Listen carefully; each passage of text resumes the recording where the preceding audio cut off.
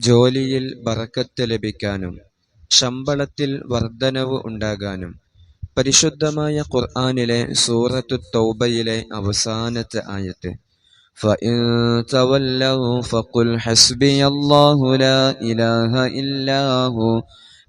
إِلَهَ إِلَّا هُوَ عَلَيْهِ تَوَكَّلْتُ وَهُوَ رَبُّ الْعَرْشِ الْعَظِيمِ എന്ന ആയത്തിനെ സുബ്ഹിന്റെ സമയത്തോ മഗ്രിബിന്റെ സമയത്തോ 41 തവണ നമ്മൾ ചൊല്ലുക.